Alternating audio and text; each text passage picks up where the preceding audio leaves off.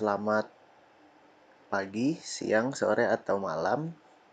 Perkenalkan, nama saya Julius Cesario dari Program Studi Bisnis Digital NPM 1205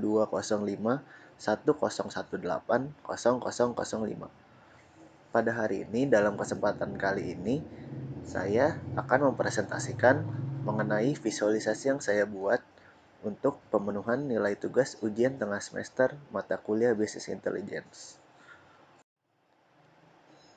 Tema yang saya angkat yaitu insight terhadap pendidikan di Jatinangor. Seperti headline yang saya sertakan berikut ini, Jatinangor kawasan pendidikan. Seperti yang kita tahu, di Jatinangor seringkali dicap sebagai kawasan pendidikan karena beberapa tahun terakhir di Jatinangor terdapat banyak sekali perguruan tinggi negeri yang cukup bergengsi dan prestis. Di sini tujuan saya yaitu meningkatkan kualitas pendidikan di Jatinangor sebagai kawasan pendidikan. Insight. Mengapa saya mengangkat tema tersebut atau tujuan tersebut? Karena menurut saya terdapat ketimpangan yang cukup besar antara tersedianya sarana pendidikan dasar dan menengah seperti SMP dan SMA terhadap sarana pendidikan lanjutan atau yang lebih tinggi. Pada gambar ini kita lihat terdapat 4 kampus yang berbeda yang tadi setelah saya sebutkan memiliki gengsi yang cukup tinggi atau bergengsi. Seperti Universitas Padjadjaran, Institut Teknologi Bandung, IKOPIN, dan IPDN. Tetapi di sini, menurut pendapat pribadi saya merasakan kurangnya level fundamental atau dasar, terutama dalam hal tersedianya sarana dan prasarana pendidikan dasar dan menengah seperti SD, SMP, SMA. Untuk membuktikan pernyataan saya tersebut, saya akan menjelaskannya dalam visualisasi yang saya akan jelaskan di slide-slide berikutnya. Ini adalah hasil visualisasi dengan Tableau. Yang pertama, di story demografis, itu saya mencoba memvisualisasikan data untuk menjelaskan jumlah dan kondisi penduduk atau masyarakat di Jatinangor. Pada story demografis, di story point yang pertama, terdapat jumlah penduduk dengan tipe chart yang saya pakai yaitu bubbles untuk menunjukkan persebaran jumlah penduduk pada setiap desa yang ada di Kecamatan Jatinangor. Untuk informasi tambahan sendiri, di Kecamatan Jatinangor sendiri terdapat 12 desa. Selanjutnya, ada kepadatan penduduk dengan tipe chart side by side circles di dalam Tableau.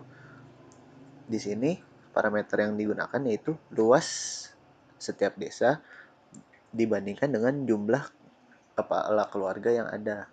Kemudian didapatlah kepadatan penduduk di setiap desanya per kilometer persegi. Selanjutnya, di story point yang ketiga yaitu status ekonomi penduduk. Di sini dibagi menjadi 3 status yaitu prasejahtera, sejahtera pertama, kemudian sejahtera 2 ke atas. Dari demografi ini sendiri, menurut saya informasi berikut yang saya sertakan ini cukup penting dalam proses pemikiran, pertimbangan, pembangunan lokasi sekolah tambahan harus dibangun. Karena di sini yang pertama melihat dari jumlah penduduk setiap desa, kepadatan penduduk ya, dan terutama status ekonomi penduduknya. Untuk status ekonominya sendiri, saya akan jelaskan lebih lanjut pada slide selanjutnya.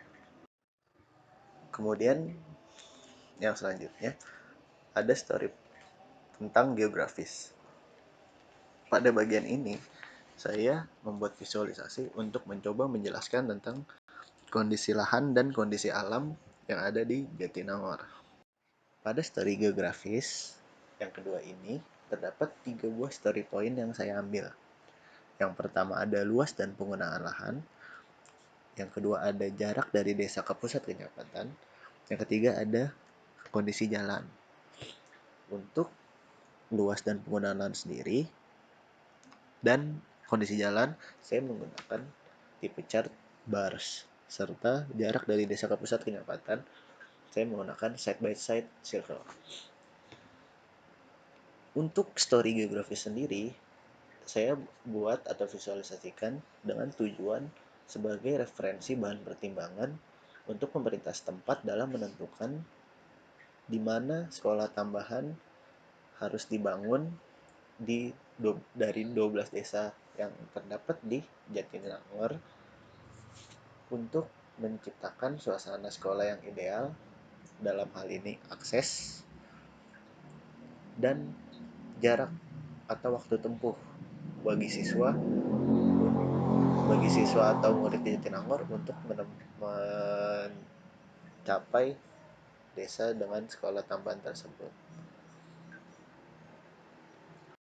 Selanjutnya, di story yang ketiga yaitu infografis atau visualisasi yang menurut saya diperlukan dalam membantu atau mendukung proses pemikiran insight dan pencapaian goals. Di sini saya mensertakan prasarana yang terdapat di setiap desa dalam hal transportasi atau angkutan umum. Di Jatinangor sendiri dari 12 desa yang ada belum ada terminal dan jembatan. Satu-satunya prasarana yang menurut data yang saya ambil ada di Jatinangor yaitu pangkalan ojek. Dan itu juga di Desa Mekargali sendiri bahkan belum ada sarana apa-apa atau dalam hal ini pangkalan ojek.